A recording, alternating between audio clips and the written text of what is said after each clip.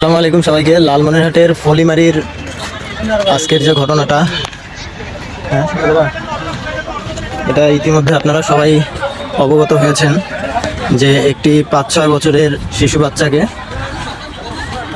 কালকে বাসা থেকে নিখোঁজ হয়েছে। আজকে তার লাশ পাওয়া গেছে ভুট্টা ক্ষেতের মাঝে বস্তাবন্দি অবস্থায়। তো আমি যতটুকু জানতে পেরেছি সেটা হচ্ছে বাচ্চাটাকে 3-4 জন মিলে ধর্ষণ করেছে এবং এরপরে সেই বাচ্চাটাকে গলা কেটে বস্তায় ভরে নিচে ফেলে দিয়েছে, মাটির নিচে পুঁতে রেখেছে।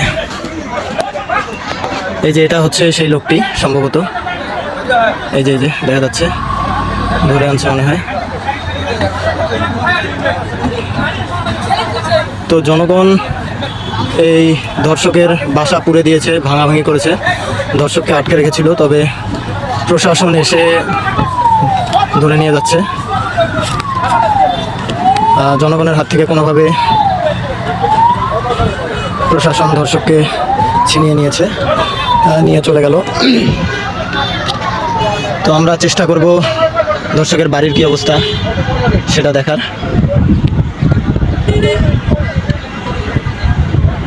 তো ধর্ষককে ধরে নিয়ে গেছে।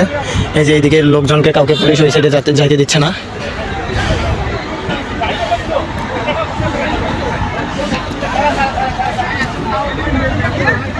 এটা হচ্ছে লালমনিরহাট ফলিমারি।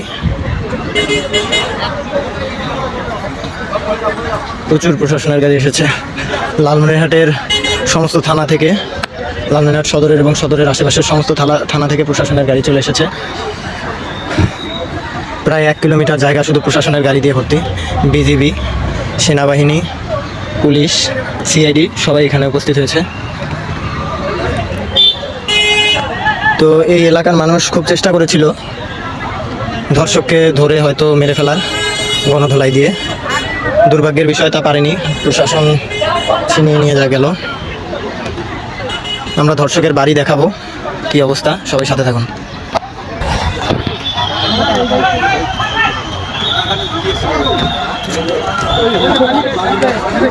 এই যে প্রশাসনের লোককে জনগণ ঢিল মারতেছে, ঢিল মেরে মেরে ভাগিয়ে দিচ্ছে।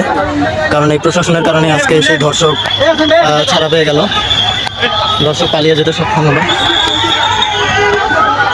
অবস্থা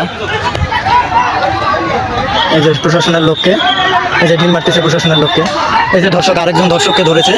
এই যে এখানে হচ্ছে আরেকজন ধর্ষক, দেখতেই পাচ্ছেন।